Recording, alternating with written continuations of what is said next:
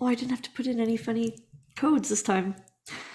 Okay, hello everyone. My name is Jennifer West. I am the artistic director of Muse West Concerts, and I am the host of this podcast, Take Note, which today is being recorded on the traditional and ancestral territories of the Coast Salish nations of Musqueam, Tsewatooth, and Squamish. It is an absolute delight to welcome a very dear friend of mine to our podcast today. And actually, while we're here, we have someone in house who has been editing our podcasts for about a year, Mr. Josh Short. So thank you so much, Josh, for all of your help behind the scenes. His one comment is all of us musicians like to talk a lot. Is that true, Jared? So for some of us, yeah, some of us know. I like to talk a lot, so this is good. And that's why we're friends. Jared is a composer who has very strong ties to British Columbia, but it's been 10 years now. So are you officially a New Yorker? That's what they say. But if you talk to someone who is actually born and bred in New York, they will probably say differently. But yeah, they say that if you lived in New York for 10 years or more, you're officially a New Yorker. So I'm, yeah, I've been here for over 10 years, 11 years. Wonderful. Um, so I've prepared some questions for our conversation today, but I do want to do some sort of improvisatory questions too, since we're Oh, talking okay. with a composer. And first of all, this is the first composer we've had on our podcast, so this is very cool. I think that a lot of the time, a lot of classical music content is focused on talking to the performers or conductors. So I think that this is going to be a great conversation. Speaking of New York, what have been some of your inspiring experiences musically in New York? Are there any sort of concerts or opportunities in New York that you've had that are just really memorable that have kind of formed you as a musician? Well, definitely. I would say I've heard Esa-Pekka Salonen conduct like maybe 4 or 5 times over the years. And every single time he conducts, it doesn't matter if he's conducting a student orchestra or the New York Phil. Um, he's just phenomenal at everything that he does. And it's always so special. So like listening to him conduct has always been a real treat for me. Um, I think getting to know a lot of performers and a lot of really high level performers here, and not just build musical relationships, but also friendships with them, has been very inspiring. It's inspiring to see them sort of succeed in their goals as they sort of pursue their careers. So I really, that's very inspiring for me as well. I Yeah, and then definitely just the agree. energy of the city is so inspiring as well. I Mhm. Me too. I feel like whenever I go to visit New York, it's like being on this constant buzz the whole time. And I sure don't get much sleep when I'm there, but I don't think that's the point. I think it's okay to not sleep in New York and just experience everything and all of the energy. So, one question that I have for my guests that I love the answer to is after a concert, like if your piece is premiered, what's your favorite meal or beverage?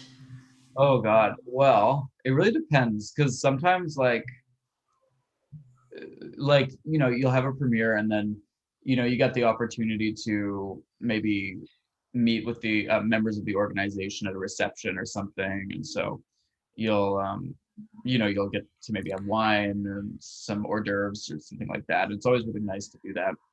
But in situations where I don't have to do that and I can kind of go off on my own, um, I mean, I love a burger and fries and a beer. That's a big um or well, I had a performance in yeah, last premiere I had an A&W burger in Montreal, which I hadn't had in years because we don't really have A&W in New York. And so I had an Uncle Burger, which is like a teen burger but with a bigger patty, and it was delicious. And then before that, I had a after the New Jersey Symphony played one of my pieces this past summer, I had a there was like a sort of gathering afterwards where there wasn't food and I hadn't eaten dinner yet. So I got back to my hotel and yeah, I ordered an entire pizza to myself and I Nice. ate it in the like on the hotel bed. It was just and watched Netflix. It was so glorious at like midnight. So yeah, like really, really bad junk food. This is a behind the scenes look, people, at after a concert premiere. Yeah. There is a conductor at the New Jersey, I believe she used to be at the New Jersey Symphony, might still be. I believe she's originally from China. Am I correct? What is her name? I think it was Xinjiang. She's phenomenal, right? She is. She wasn't who conducted my piece though. Ludovic Morlot, who used to be with the Seattle Symphony, he was actually conducting, and he did just a phenomenal job on my piece. He's a really incredible conductor and like a really chill, laid back guy too. It was really nice to work with him. That's awesome. Yeah. Um, Here's another sort of off the cuff question. You were composer in residence for the Victoria Symphony for some time, and a lot of major orchestras have a composer in residence. And for this podcast is kind of meant to introduce people to the classical music world, give them some background. What does a composer in residence do? What is their job? Well, I say it varies from organization to organization. I would say the two main roles, though, are to write music for the orchestra, to be commissioned by that orchestra to write original pieces, and then to serve as somewhat of a contemporary music advisor, where you sort of help the music director. Um, I mean, a lot of music directors are very proactive about understanding new music and knowing what new music is out there. But programming an entire season of music for an orchestra is a huge undertaking, with a lot of logistics concerned. And I mean, it just so happens that sometimes music directors need a little bit of help in that area. And so they'll sort of depend on a composer in residence to help with programming contemporary music and building relationships with living composers and acting almost as a liaison between living composers and the orchestra. So I would say those are the two main roles. When I was with Victoria, I also did some arrangements for different concerts and things. I participated in some educational workshops and helped organize some educational workshops. I curated the New Music Festival, which happened every year. So it was, yeah, it was a great job. It was, really exciting to have that gig while I was a doctoral student. So that was fun. That's amazing. And I was thinking that that probably is one of the rules is to sort of advise on programming living, breathing composers. Hopefully everything. Very breathing, unlike the fellow behind me who's not breathing anymore. No, that's a picture. That's not a, yeah. It's true too. The picture and the person in the picture not breathing anymore. Wait, are we talking about the Phantom of the Opera poster? No, we're talking about Ludwig. I'm just kidding.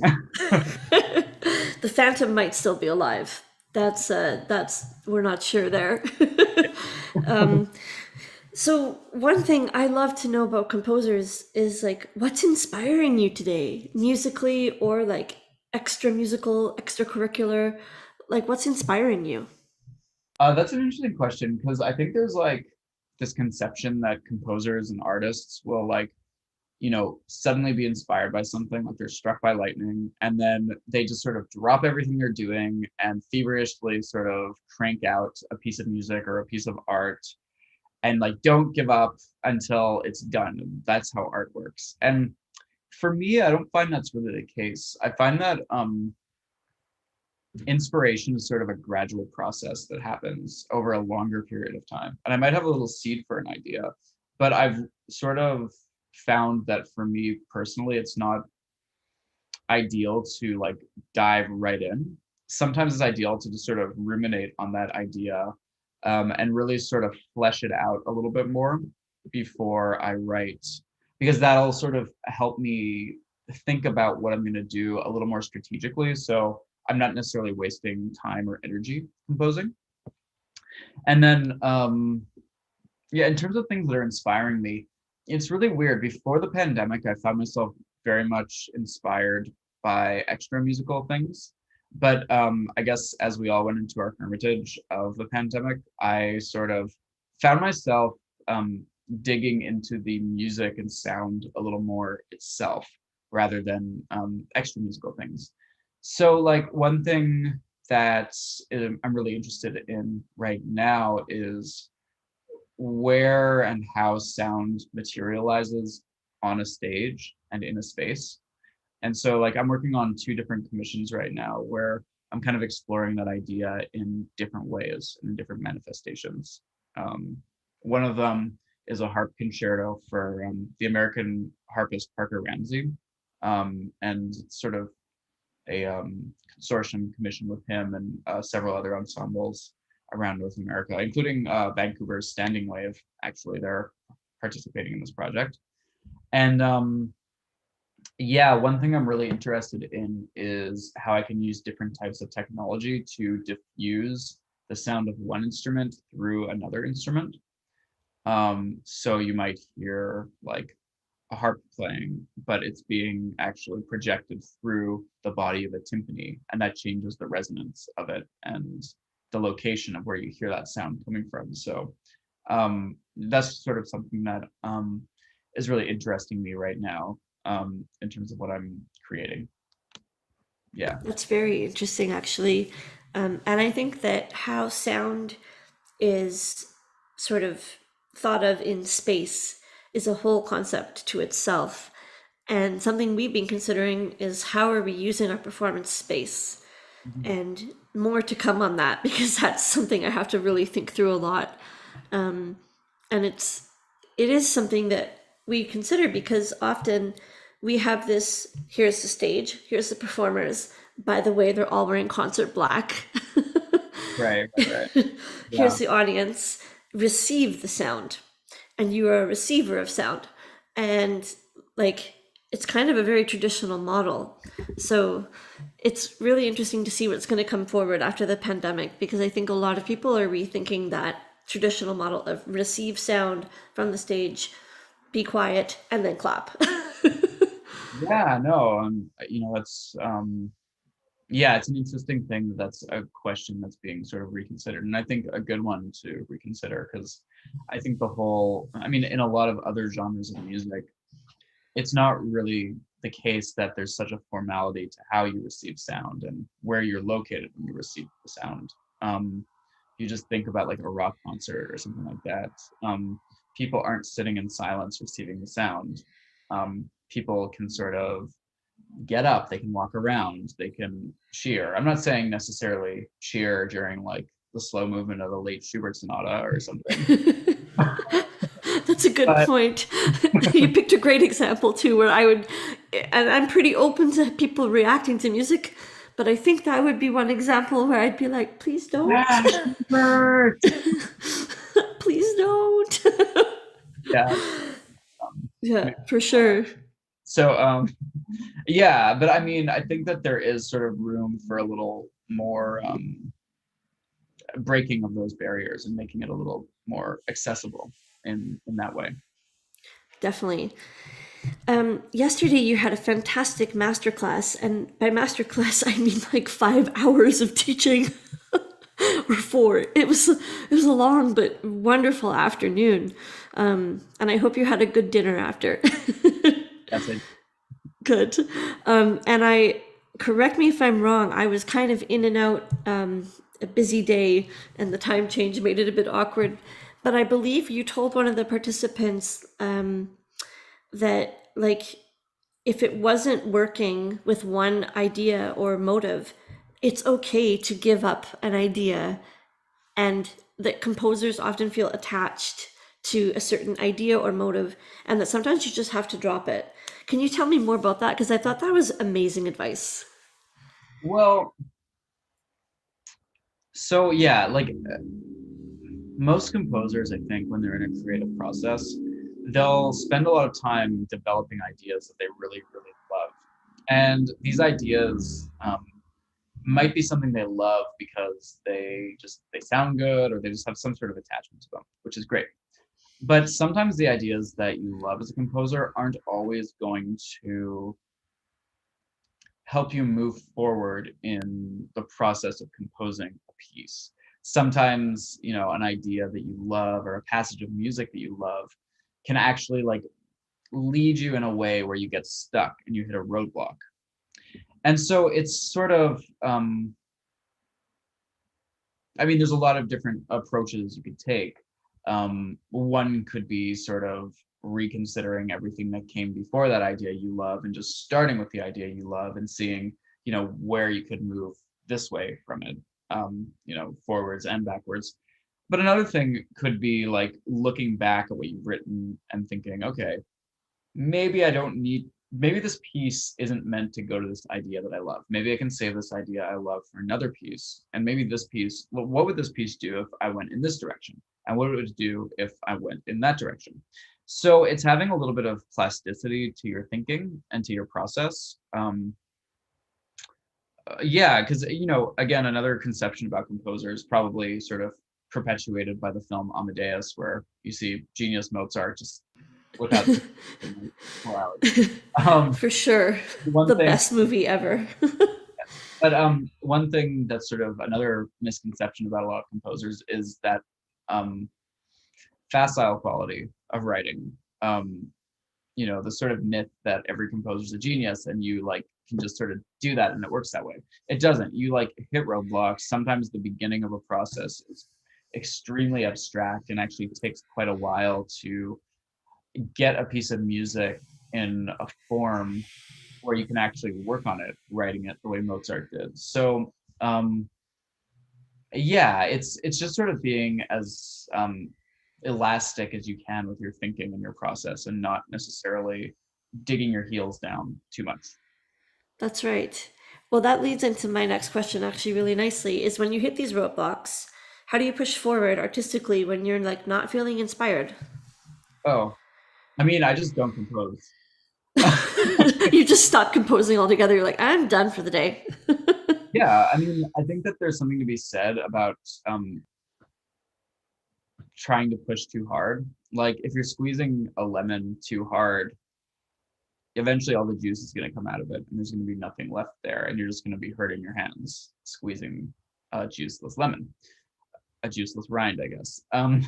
So I mean, I think that the same can go with composition. Some days it works, some days it doesn't, and you sort of have to, I think, trust your technique. Will build up a really strong technique first, and then trust that your technique will be able to make up for lost time when you do have a good idea or you do have an idea that's working for you. So, yeah, like, I mean, I find that I rely on my technique in that way a lot, where if there's a week where I'm just not feeling it, I'm not going to compose for a week. And I know that's like a really long time if I'm always constantly trying to meet deadlines. But I also know that if I come back to it and I sort of do see a way forward, I know that I have strong enough compositional technique to sort of, once you have the idea, it's just a matter of putting the work in. And yeah, that all just comes down to compositional technique. So I think giving yourself the freedom to take a step back and try and like live your life a little bit instead of just composing can be very helpful. And then also, yeah, technique. Also trying new things that you're very conscious of what you're trying. Like, I don't know, rolling dice, and every number that you get, that's going to be like represent a certain rhythm, and see what these different combinations of rhythms create for yourself. Sometimes those sorts of experiments will actually lead you to an idea that's very inspiring. And so you get inspired by a process that's not necessarily an inspired process, if that makes sense. And that's like the aleatory process of composing, if I remember correctly. That would be chance music. Yeah. But aleatory is where you relinquish some control of execution to Oh, a okay. performer. Whereas chance music is where you relinquish control to basically elements that are outside of one individual's control. yeah, like even a step further than aleatory. So, I mean, rolling dice would be chance music. You know, sitting in a silent hall, and every time an audience member coughs, playing a certain note. You like That would be cacophony in so many ways. It would be everywhere.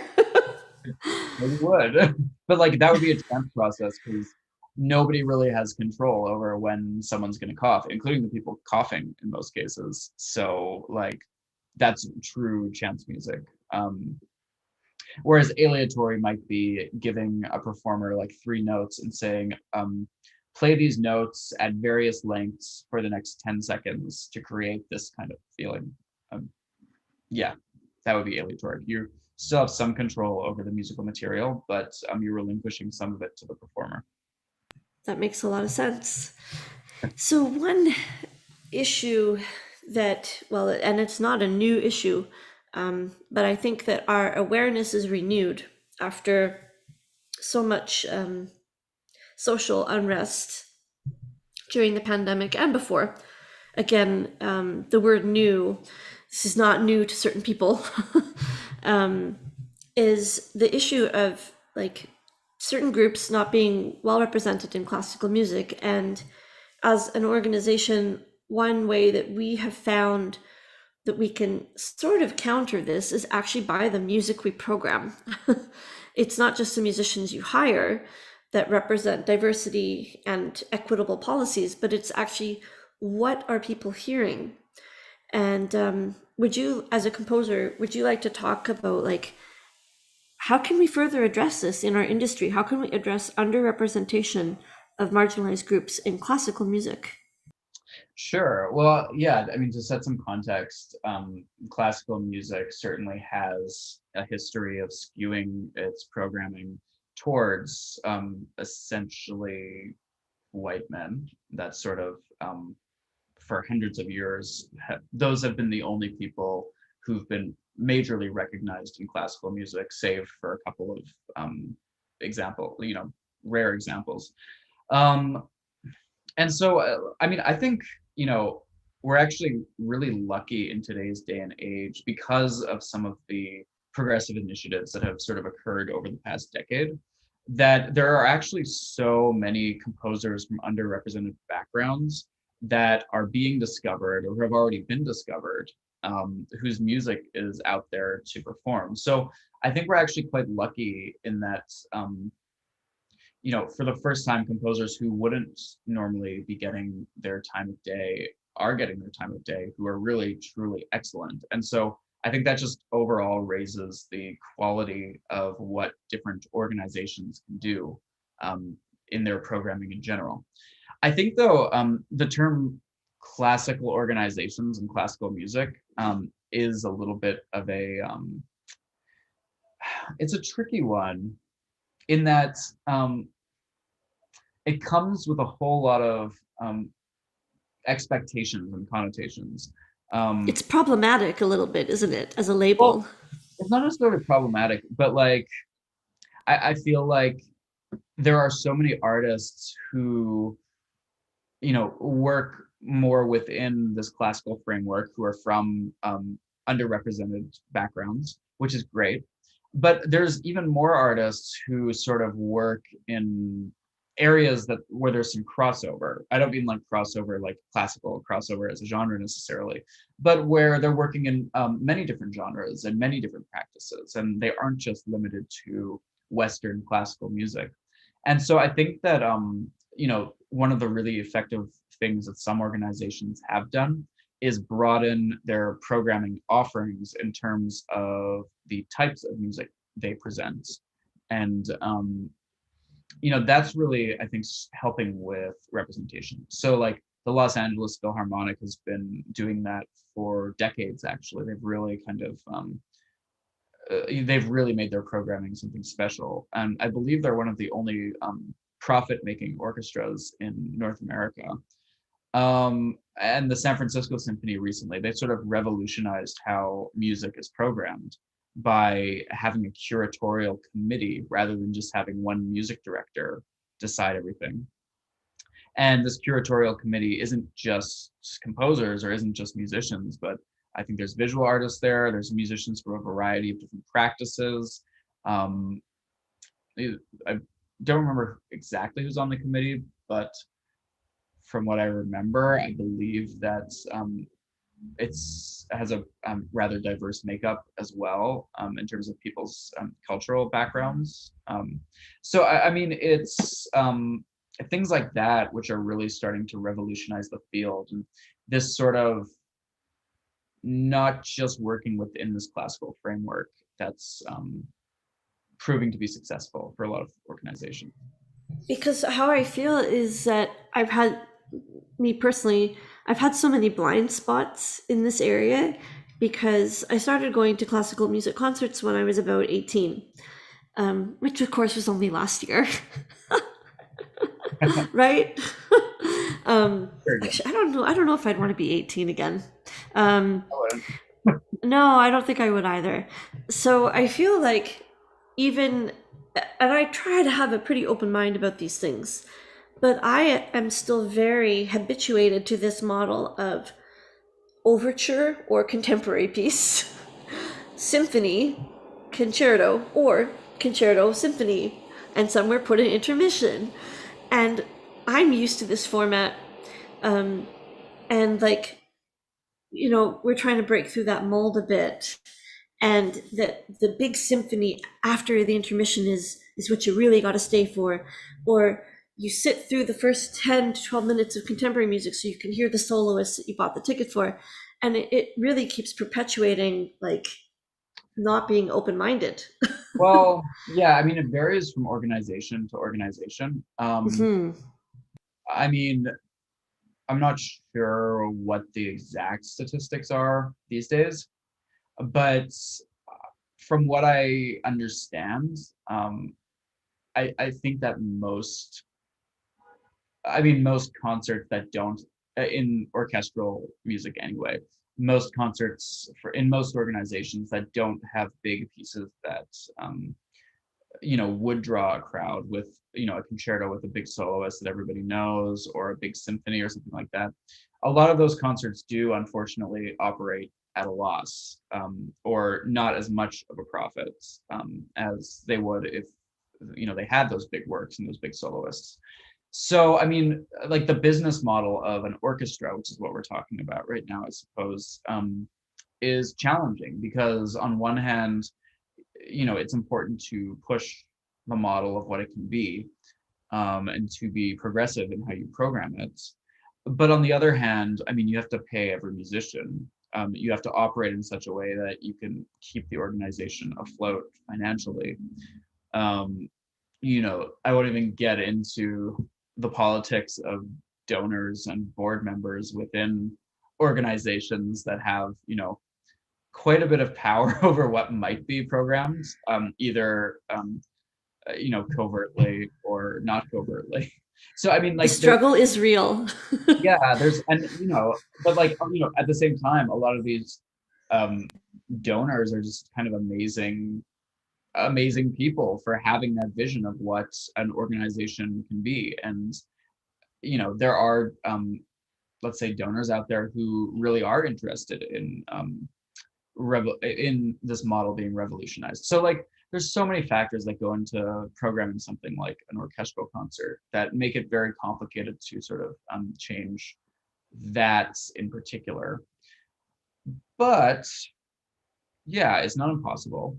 Um, I think that like, a lot of big organizations are able to do things like that because they have such large endowments and so much money that they're just able to operate at a loss if they need to.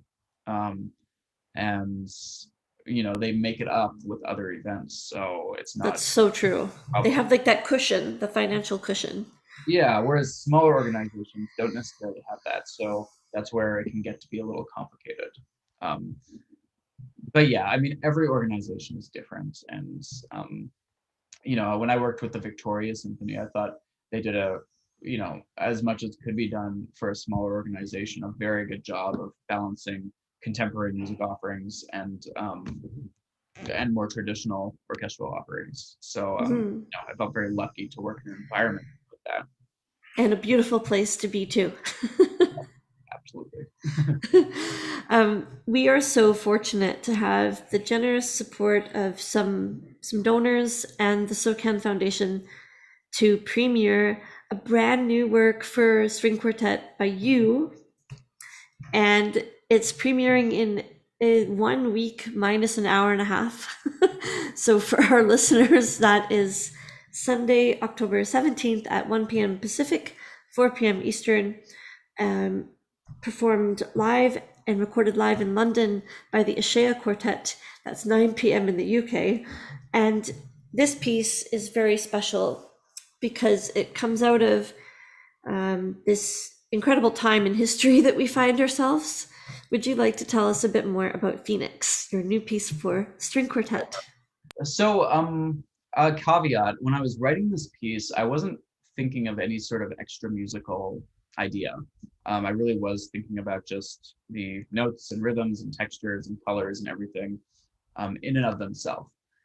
Um, After I finished the piece, though, I sort of looked at it and listened to it and was like, well, this piece sounds kind of cautiously optimistic. And I wrote this piece between March of 2021 of this year and June of this year.